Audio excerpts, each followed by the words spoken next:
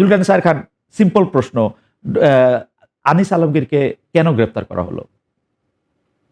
আনিস আলমগীরকে আপনাদের সবাইকে ধন্যবাদ। আসসালামু আলাইকুম। সবাইকে বিজয় দিবসের শুভেচ্ছা।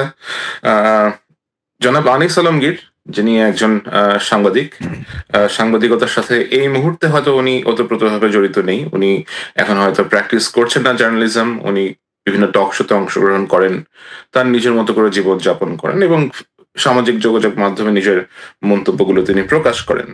তো আমি তার অ্যাক্টিভিটিস গুলো বহুদিন আগে থেকেই দেখেছি।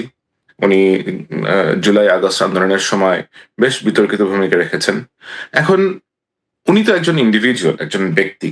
একজন ব্যক্তির নিজস্ব মতামত থাকবে, নিজস্ব মতাদর্শ থাকবে, এবং এটাতে কোনো অন্যায়ের তো কোনো কিছু নাই। তিনি তো রাষ্ট্রের বিরুদ্ধে গিয়ে কোনো রকমের কোনো কিছু পরিকল্পনা করছিলেন না। উনি বিভিন্ন রকমের কথাবার্তা বলছিলেন, যা সরকারের অবশ্যই অনুভূত হবে না, কারণ উনি সরকারকে বেশ ভালোভাবেই সমালোচনা করছিলেন। এবং ওনার যদি ওটা মনে হয়ে থাকে, এখন আমার আমার কাছে যদি কোনো কিছু মনে হয় যে এটা ঠিক হচ্ছে না, আমি তো সেটা বলবোই। উনিও একইভাবে সেটা বলেছেন। উনার যেটা, উনি বিষয়টা যেভাবে বুঝেছেন, উনি সেটাকে সেভাবে বলেছেন। এবং সর্বশেষ ইনকিলাব মঞ্চের ওসমান হাদি, তাকে হত্যার উদ্দেশ্যে যখন গুলি বর্ষণ করা হয়, সেদিন উনি কিছু কথাবার্তা লিখেছেন, এবং এখানে উনি ওনার মতো করে লিখেছেন। আমি আমি বলবো না যে উনি এমন কিছু লিখেছেন যার জন্য তাকে গ্রেফতার করতে হবে, অথবা উনি কোন রকম উস্কানিমূলক কোনো কিছু বলেছেন। আহ আমি পাশাপাশি আমরা দেখতে পাই যে বর্তমানে বাংলাদেশে অনেকেই বলেন যে 16ই ডিসেম্বর আমাদের বিজয় দিবস, মানি না, এটা হওয়া উচিত না।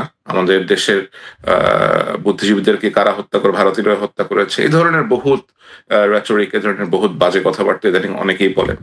আমি অবাক হয়ে দেখলাম যে আনিস আলমগীরকে গ্রেফতার করা হচ্ছে অ্যান্টি টেরোরিজম অ্যাক্টের আন্ডারে। যদি আনিস আলমগীরকে অ্যান্টি টেরোরিজমের অ্যাক্টের আন্ডারে অ্যারেস্ট করা হয় কারণ উনি ওনার মত প্রকাশ করেছেন, তাহলে যারা বাংলাদেশের জাতীয় দিবস, বাংলাদেশের বিজয় দিবস অস্বীকার করছে, তাদেরকে তো আরো বড় রকম করে ট্রেসনের অ্যাক্টে তাদেরকে অ্যারেস্ট করা উচিত বলে আমার মনে হয়। ওরকম কি আমরা কিছু দেখতে পাচ্ছি? একজন অনেকেই দিনের পর দিন সরকারের পাশে গিয়ে তারা গা ঘেঁষে দাঁড়িয়ে থাকে। তারা বলে যে আমরা বাংলাদেশের বিজয় দিবস 16ই ডিসেম্বর মানি না, আমরা বম মেরে ক্যান্টনমেন্ট উড়ায় দিব। সরকার তাদের এগেনস্টে কি পদক্ষেপ নিয়েছে? কোন পদক্ষেপ কি আপনি নিজে দেখেছেন? আহ, আমি তো নিজে দেখেছি বাংলাদেশের চিফ প্রসিকিউটর, আইসিটির প্রসিকিউটর তাজুল সাহেবের পাশে দাঁড়িয়ে ফুয়াদ নামে যে লোকটি আছে, সে বলেছে আমরা ক্যান্টনমেন্টে উড়ায় দিব। তো আপনি দেশের কেপিআই, কি পয়েন্ট ইনস্টলেশন উড়িয়ে দিবেন, এই ধৃষ্টতা আপনি বলতে পারেন রাস্তায় এসে? সরকার তো আমরা দেখলাম না কোনো অ্যাকশন নিয়েছে তার বিরুদ্ধে। আপনি কি দেখেছেন কোন অ্যাকশন নিতে? আনিস আলমগীর কি এরকম কোনো কিছু বলেছিলেন কিনা, যে উনি কি বলেছেন যে আমি ইউনুসের এটা উড়ায় দিব, অথবা সরকারের এটা উড়ায় দিব? এ ধরনের কথাবার্তা আমরা কিন্তু দেখিনি। উনি টক শোতে গেছেন, কথাবার্তা বলছেন, হ্যাঁ সরকারের সমালোচনা করেছেন। সুতরাং সরকারের এই যে আপনার দ্বিচারিতা বলবো, অথবা এই ধরনের একটা আশ্চর্যজনক ব্যবহার, যে একজন ব্যক্তি তার মত প্রকাশ করতেছে সোশ্যাল মিডিয়াতে গিয়ে, আপনি এটাই সহ্য করতে পারছেন না, আবার আরেকজন ব্যক্তি আহ রাস্তায় দাঁড়িয়ে আপনি নিরাপত্তা সংস্থা, আপনার বিভিন্ন আহ জাতীয় দিবস নিয়ে অত্যন্ত নোংরা ভাষায় কথাবার্তা বলছে, আপনি তাদেরকে কিছুই করছেন না। তো এটা আমার কাছে এক ধরনের মকারি বলে মনে হয়। মানুষকে মানুষের মতো জীবন যাপন করতে দেওয়া উচিত। প্রত্যেকেরই নিজস্ব মতাদর্শ আছে, নিজস্ব ভিউ পয়েন্ট আছে। আদারওয়াইজ তাহলে আর ডিফারেন্সটা কোথায় থাকলো? আমরা তো দেখেছি, আমি নিজে সাফারার, আমি নিজে ভিকটিম। আমার এগেনস্ট বিগত সরকারের সময় ডিজিটাল সিকিউরিটি একটা মামলা হয়েছে। আমার অত্যন্ত কাছের শ্রদ্ধেয় বড় ভাই মুশতাক আহমেদ হুম, এবং কার্টুনিস্ট আহমেদ কিশোর, তাদেরকে কার্টুন আঁকার জন্য, জাস্ট হুম, সিম্পলি কার্টুন আঁকার জন্য অ্যারেস্ট করা হয়েছিল। দোষটা কোথায় ছিল? কার্টুন আঁকা কি অন্যায়? হুম। যদি কার্টুন আঁকার জন্য আমার ভাইকে তখন গ্রেফতার করা হয়, আমার বড় ভাই মুশতাক এবং কার্টুনিস্ট আহমেদ কিশোরকে গ্রেফতার করা হয়, এবং এটা নিয়ে আমরা প্রতিবাদ করি যে এটা একটা অন্যায় হয়েছে, তাহলে এখন যেটা হচ্ছে এটা কি অন্যায় হচ্ছে না? স্যার, আপনাকে আপনাকে ধন্যবাদ। জুলকারনাইন স্যার, আপনার জি। সাথে যে বিষয়টা নিয়ে আমরা বেশি করে কথা বলতে চাই সেটা হচ্ছে শরীফ ওসমান হাদির হত্যার চেষ্টা এবং তার আসামিদের পালিয়ে যাওয়া নিয়ে। কিন্তু আমরা সেটি মুর্তজা ভাই আবার একটু সংযুক্ত হবেন তার সাথে বা তার সামনেই ব্যাপারটি একটু আলোচনা করতে চাই, কারণ আপনি জি, অনেকগুলি sure. গুরুত্বপূর্ণ প্রশ্ন সেখানে তুলেছেন, যেটি একজন অনুসন্ধানী সাংবাদিক হিসাবে হয়তো ঠিকই আছে, কিন্তু আমার কিছু কৌতূহল আছে যে ব্যাপারগুলি নিয়ে আমি আসলে প্রশ্ন করতে চাই। আমার কাছে মনে হইতেছে যে বাংলাদেশ একটা ভীতিকর রাষ্ট্র হয়ে উঠতেছে। এই ভীতি, এই যে আমার শিক্ষক আলী রিয়াজ আমাকে বলছিলেন যে আপনার উদাহরণ তো ফেসিবাদের পক্ষে চলে যাচ্ছে। আমি আলী রিয়াজ স্যার, আপনি দেখতে পান না ফেসিবাদের পক্ষে চলে যাচ্ছে কিনা উদাহরণ? আমি ফেসিবাদের পক্ষে উদাহরণ দিয়ে বলি, আমার কাছে মনে হচ্ছে বাংলাদেশ একটা ভীতিকর জায়গায় চলে যাচ্ছে যারা কথা বলতে চায় তাদের জন্য। আমি আমি আপনাকে একটু শুনতে চাই। চলে যাচ্ছে বলে মনে হচ্ছে আপনার কাছে? না, চলে যায়নি এখনো? না মানে সবার জন্য, for for for for everyone. আপনি এটা মানে আমি লাইনটা আবার পড়ি খান সাহেবের সুবিধার জন্য। পালানোর বিস্তারিত গল্প যারা সরবরাহ করছে তাদের দায়িত্ব ছিল ধরার। সাহেব, আসলে পালানোর বিস্তারিত গল্প এবং এই যে সরবরাহ করার যে বিষয়টা আছে, আমি আপনাকে বেশ মজার একটা কথা বলি। আমাকে গোয়েন্দা সংস্থা থেকে আমাকে তথ্য সরবরাহ করা হয় না। এটা অনেকেই মনে করেন যে আমাকে গোয়েন্দা সংস্থা থেকে আমাকে তথ্য সরবরাহ করা হয়, বাট বিষয়টা এমন না। আগে আমার গোয়েন্দা সংস্থাতে প্রচুর সোর্স ছিল, এখনো গোয়েন্দা সংস্থাতে প্রচুর সোর্স আছে, এবং আমার যখন কোথাও কোনো প্রয়োজন হয় কোনো তথ্য জানার জন্য, আমি তাদেরকে রিচ আউট করি, তাদেরকে রিকোয়েস্ট করি যে এই বিষয়ে কোনো ইনফরমেশন জানার সুযোগ আছে কিনা, অথবা তারা যদি মনে করেন যে তারা কোনো কিছু একটা পলিটিক্যাল কারণে করতে পারছেন না, they do share with me sometimes যে হ্যাঁ এটাকে এভাবে করলে হয়তো বেটার হয়। তখন আমি তথ্য পাওয়া মাত্রই যে আমি জাম্প করে বসবো যে তথ্যের উপরে আমাকে অ্যাক্ট করতে হবে, ওইটাও না। নর্মালি কোনো তথ্য পেলে আমাকে ওইটা ভেরিফাই করতে হয়, আমাকে এটা কয়েকটা সোর্সের মাধ্যমে আমাকে ওটা যাচাই করতে হয়। তো আমি কোনো তথ্য পেলাম, সেটাকে আমি ভেরিফাই করব না, না করেই আমি জাম্প করব যে যে এটাই হচ্ছে কনক্লুশন। ব্যাপারটা এরকম আমি করি না, এটা আমার পক্ষে করা সম্ভব না। এটা হচ্ছে একটা ক্লারিফিকেশন। সেকেন্ড হচ্ছে তাহলে যদি আপনি আমার ইয়াটা একটু বলতেন যে মানে আপনি যে তথ্যগুলি পাইতেছেন সেই তথ্যগুলি কি বাংলাদেশের যাদের ধরার কথা এইটা দিয়ে আবার আমি যে তথ্যগুলো সেদিন পাচ্ছিলাম, এখন ইউ আন্ডারস্ট্যান্ড, আমরা যখন কাজ করি এই ধরনের অনুসন্ধানী সাংবাদিকতা নিয়ে যখন আমরা কাজ করতে হয়, আমাদেরকে বিভিন্ন ধরনের মানুষের সাথে পরিচয় রাখতে হয়, বিভিন্ন ধরনের লোকজনের সাথে আমাদের পরিচয় থাকে। এই লোকদের মধ্যে কেউ হয়তো হতে পারে পুলিশের অফিসার, কেউ হয়তো হতে পারে আপনার আন্ডারওয়ার্ল্ডের সাথে রিলেটেড এরকম কোনো লোকজন, কেউ হয়তো হতে পারে আপনার অন্য কোনো পলিটিক্যাল পার্টির লোকজন, কেউ হয়তো সরকারের ভেতরের কোনো লোকজন। নট নেসেসারিলি যে ইন্টেলিজেন্সের লোকজন অথবা সিকিউরিটি ফোর্সের লোকজনই দিচ্ছে। এখন হয়তো এখানে এমন লোকজন আছেন যাদের পক্ষে এই তথ্যের ভিত্তিতে অ্যাক্ট করা সম্ভব হচ্ছে না, এবং আমার জন্য এই ছেলেটাকে চিনতে সময় লেগেছে কমপক্ষে হলেও 4 থেকে 5 ঘন্টা। এবং এই তথ্য আমার কাছে বিভিন্ন মাধ্যমে আসছিল। ধরেন তার বন্ধুরা কেউ আসছিল, তার সাথে পড়াশোনা করেছে এরকম কেউ আসছিল। এই ছেলে আপনার বেসিসের মেম্বার ছিল, সে মোস্তফা জব্বার যিনি ছিল তার কাছ থেকে পুরস্কার নিয়েছে, এবং ওই যে আইটি সোসাইটি আপনার বেসিসের যে একটা সোসাইটি আছে, ওই সোসাইটির ভেতরের লোকজন আমাকে রিচ আউট করেছে যে আমরা এই ছেলেটাকে চিনতে পারতেছি, এই ছেলেটা হচ্ছে এই এটা। কেউ ক্ষমতায় আসলে 16ই ডিসেম্বর হবে না এরকম কোনো আশঙ্কা আপনার মনে আছে কিনা কামাল ভাই? বেশ, দিয়ে শুরু করি। জি। আশঙ্কা না থাকাই উচিত ছিল, কারণ আমাদের ইতিহাসে কতগুলি একদম মানে প্রতিষ্ঠিত সত্য আছে যেগুলো মানে এটা হবে, এটাই স্বতঃসিদ্ধ, এটাই স্বাভাবিক ছিল। কিন্তু সেই স্বাভাবিকতা কিন্তু এখন আর নেই কেন সেটা আমি বলি। যেমন ধরেন, এই সরকার যখন প্রথম ক্ষমতায় আসলো, মানে এই অন্তর্বর্তীকালীন সরকার, তারপরে তারা 16 ডিসেম্বর পেয়েছিল। তারা প্রথমে কি বললো যে জাতীয় প্যারেডটা আর হবে না, প্যারেড স্কোয়ারে যেটা কুচকাওয়াজ হয় এটা হবে না। কেন হবে না? কেন হবে না? আচ্ছা, এটা হলে কি দেশের বিরাট কোনো পরিবর্তন হয়ে যায়, অর্থনীতির উন্নয়ন হয়ে যায়, মানুষের রোগ শোক ভালো হয়ে যায়? সেরকম তো কিছু হয় না। কিন্তু এটার কি কোনো প্রয়োজনীয়তা নেই? দেশে যারা সাধারণ মানুষ আছে, ছোট ছোট শিশু কিশোর আছে, আমার তো মনে আছে আমি যখন ছোটবেলা, আমি কিন্তু আমার জন্ম কিন্তু পাকিস্তান আমলে যখন স্কুলে মানে একদম ছোট ছিলাম যখন আর কি, তখন ওই যে ওদের যে 14ই আগস্টে যে আপনার স্বাধীনতা দিবস হতো, আমাদের সকালবেলা আমার মা সাজায় গুজে স্কুলে পাঠাইতো, যাই ওখানে আমরা ওই যে দেখতাম যে লাল নীল সবুজ দিয়া ফ্ল্যাগ উড়ানো হতো, আমরা কিন্তু এনজয় করতাম। যখন বাংলাদেশ স্বাধীন হলো আমরা কিন্তু 26শে মার্চে ওটা করছি, তখন আমি স্কুলেই পড়ি, আমি তখন এগুলি দেখেছি। তো এখন বিষয়টা হলো কি, এগুলি কিন্তু একটা সামাজিক একটা প্রভাব আছে, তারা গতবার করেনি, ঠিক আছে, ভাবলাম প্রথম প্রথম আসছে করেনি, অর্থনৈতিকভাবে তারা অনেক কিছু এই চিন্তা ভাবনা করতেছে খরচ বাড়াবে কেন, করে নাই, ভালো কথা। কিন্তু খরচ যে কেমন বাড়াইছে না কমাইছে এটা তো গত এক বছর আমাদের কিন্তু কামাল ভাই 26শে মার্চ এবার করলো না কেন? 26শে মার্চ তো করছে। আমি 26শে মার্চ আলোচনা করেছি না, আমি 16 ডিসেম্বর আলোচনা মানে করেছি। মানে এমন এইটা কোনো কি নিয়ম আছে? এইটা কি এরকম যে 16 ডিসেম্বর করলে 26 মার্চ করা যাবে না? এক বছর রাষ্ট্র একটা বড় করে আরেকটা অত বড় করে না, ওরকম কি কোনো এটা ঘটনা? ঠিক না, এটা আমরা কখনোই দেখি নাই।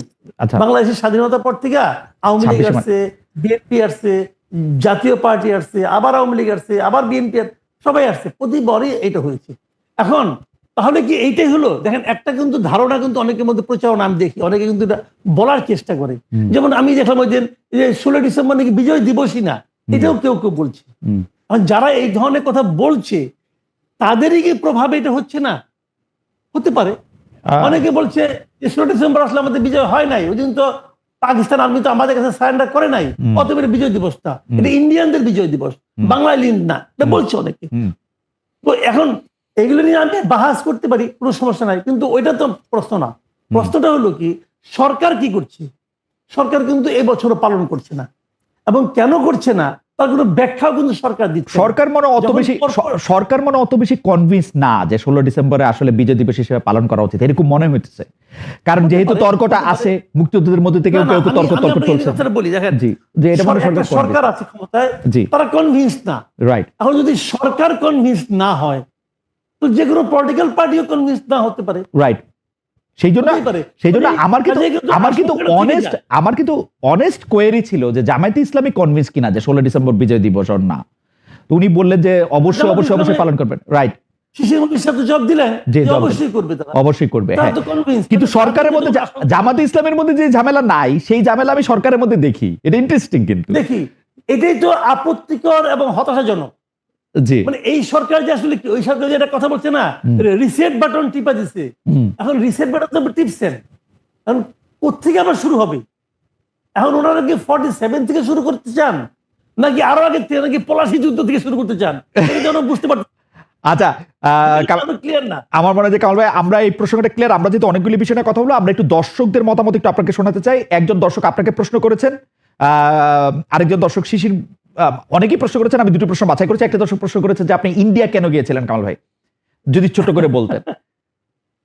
আচ্ছা, ইন্ডিয়া কি আমাদের কোনো নিষিদ্ধ জায়গা নাকি? ভিসা বলে দেয় না ইন্ডিয়া, ইন্ডিয়া বলে ইন্ডিয়ান লোকদের ছাড়া কাউরে ভিসা দেয় না, মানে ইন্ডিয়ার প্রিয় লোকদের ছাড়া। কেন যাও? অসুস্থ লোক প্রচুর যাচ্ছে।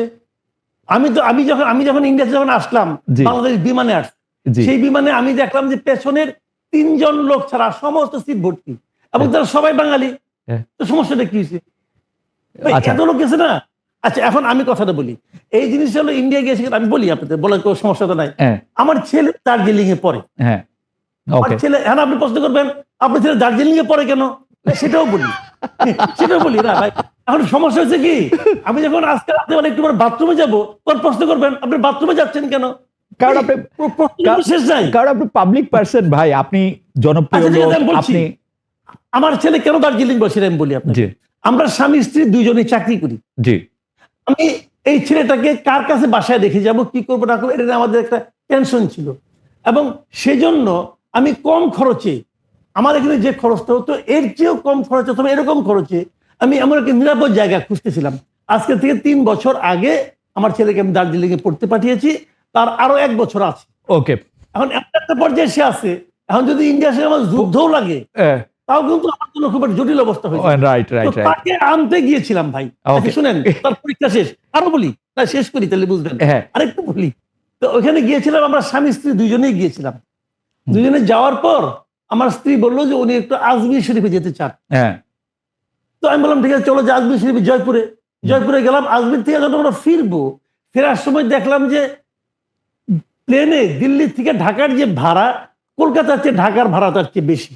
আমি বললাম তাহলে চলো কম ভাড়ায় দিল্লিতেই যাই। ওকে। দিল্লি থেকে আমরা পরে প্লেনে আমার মনে হয় যে খুবই পরিষ্কার আজকে অনেকগুলি গুরুত্বপূর্ণ আরো ব্যাপার একটু আছে। বলি, না না না, আরো না, না। একটু বলি, আমার একটা ছবি তো দিয়েছে, জি, আমাকে ছবি দিয়েছে দিল্লি যাওয়ার পর আমার স্ত্রী বললো জি, যে আমি একটু জামা মসজিদটা দেখতে চাই, জি, আমি চলো নিয়ে যাই। ওখানে যাওয়ার পর সে ইউটিউবে দেখ আপনার চ্যাট জিপিটি দেখছে এখানে নাকি করিমের একটা হোটেল আছে, রাইট, রাইট, রাইট। করিম হোটেলে যে খাওয়া দাওয়ার পরে আমি ওখানে দাঁড়িয়েছিলাম, আমার মুখে একটা টুথপিক ছিল ভাই, আমার ছেলে আমাকে দেখাচ্ছে বাবা দেখো এই ছবিটা কেমন হয়েছে, ওটা দেখতে গেছি টুথপিকটা মুখে ছিল, এখন আমি নাকি ললিপপ খাচ্ছি, আবার কেউ বলছে আমি সিগারেট খাচ্ছি, ভাই জীবনে সিগারেট খাইনি। আমার মনে হয় যে কামাল ভাই পরিষ্কার। দেখেন একটা জিনিস হলো কি, লেভেল প্লেইং ফিল্ডে অনেক বড় একটা কথা, কিন্তু হুম, হুম, বড় কথা কিভাবে যে বিএনপির পক্ষ থেকে কিন্তু এর মধ্যে আমরা অভিযোগ পেয়েছি, জামাতের পক্ষ থেকে অভিযোগ পেয়েছি হুম। ডিসি নিয়োগের সময়। হুম। ডিসি নিয়োগের সময় কেউ কেউ বলছে এটা জামাতের ডিসি, কেউ বলছে এটা বিএনপি ডিসি, এরকম বলা বলি কিন্তু হয়েছে। এবং এটা যখন নির্বাচনে যখন কেউ হেরে যাবে উনি কিন্তু বলবেন যে আমি নির্বাচনে হেরেছি কারণ ওই পক্ষে ডিসি ছিল, সে এটাকে মেকানিজম করছে, হুম। এটা কিন্তু বলবে ভাই। হুম। তা আমি মনে করি এই যে ডিসি চেঞ্জ করছে, তারপরে এসপি চেঞ্জ করছে, ওসি চেঞ্জ করছে, এই চেঞ্জ যেগুলো করছে, লটারি করে করছে, অনেক কিছু করছে, কেন করছে? হুম। তার চেয়ে বড় কথা কে করছে? হুম। কেন করছে মানে তারা যাদের নাকি পক্ষপাত দুষ্ট না হয় এই জন্য করছে, এই লক্ষ্য নিয়ে করছে। হুম। কে করছে? এই অন্তর্বর্তীকালীন সরকার করছে, হুম। করছে তো। হুম। আজকে তফসিল ঘোষণা করা হলো, হুম। এখন পুরো জিনিসটা কার দায়িত্বে? নির্বাচন ইলেকশন কমিশন। রাইট। আচ্ছা ফাইন, যদি পরবর্তী সময়ে এটা নিয়ে কোনো প্রশ্ন ওঠে, দায়টা কার উপর চাপবে? নির্বাচন কমিশনের উপর চাপবে, কিন্তু যে তুমি ঠিক মতো নির্বাচনটা করতে পারো নাই। কাজে আমি নির্বাচন কমিশনকে পরামর্শ দিব যে নির্বাচন কমিশনের উচিত হবে সবগুলি ডিসি আবার চেঞ্জ করা, এতে কিছু খরচাপাতি হবে, হোক, কোনো সমস্যা নাই, কারণ দায় দায়িত্ব যখন আপনার উপর আসবে, আপনি আপনার মতো করে ডিসি গুলিকে আনেন, হুম। সরকারটা আপনি নেবেন কেন? আগেও Okay. দেখতাম আমি হাসিনা আমলে হাসিনা সরাইতো, তারপর বলতে আমি সব সাজাই দিছি, এবার তুমি ইলেকশন করো, না তা চাই না। আমি বলতে চাচ্ছি ইলেকশন কমিশন উচিত হবে নিজের মতো করে সমস্ত প্রশাসনকে আবার রিঅর্গানাইজ করুক, করলে পরে এককভাবে ইলেকশন কমিশনের দায় দায়িত্ব দেবে প্রশংসার অথবা নিন্দার। কামাল ভাই, আপনার কাছে তো এখন আর ইলেকশন নিয়ে কোনো সংশয় নাই, মানে লেভেল প্লেইং ফিল্ডটা নিয়ে আপনি একটা সাজেশন দিলেন।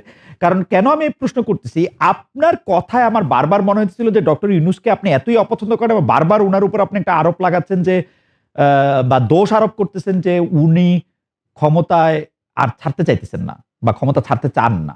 এইটা তো আপনার দূর হয়েছে, তাই না? মানে বা দেখেন আমি আমি বলি আপনাকে ডক্টর ইউনূস ক্ষমতা ছাড়তে চান না, এটা আমি কখনো বলি নাই। আচ্ছা, আমি কি বলছি সেটাই বলি। জি, আমি বলেছি যে 5ই আগস্ট ভাষণের পর উনি যখন বললেন যে ফেব্রুয়ারির দ্বিতীয় সপ্তাহে নির্বাচন হবে, হুম, এরপর থেকে এই সরকার যা যা করছে নির্বাচনকে ওই সময় করার জন্য, হুম। সবই ওই সময় করার জন্য ইতিবাচক, ওকে, তার মধ্যে কোনো ভুল নাই, ওকে, এটা আমি বলেছি। ওকে, এমন ইলেকশন কমিশনও সেইভাবে কাজ করতেছে, হুম। এখানেও কোনো ভুল নাই। হুম। কিন্তু তারপরেও বাস্তবতা হচ্ছে যে সাধারণ মানুষের মধ্যে সংশয়টা দূর হয় নাই। সাধারণ মানুষের মধ্যে সংশয়টা কেন দূর হয় নাই এটা আমি জানি না, কিন্তু আমি মনে করি এই সাধারণ মানুষের সংশয়টা যে আছে যে ইলেকশন কি হবে হুম। অথবা ইলেকশন কি ফেব্রুয়ারিতে হবে, এই যে সংশয়টা, এই সংশয়টা ডক্টর ইউনূস নিজ দায়িত্বে অর্জন করেছেন। উনি সাধারণ মানুষের কাছে আস্থাভাজন হতে পারেননি বলেই মানুষ এত কিছু করার পরেও সন্দেহ করছে।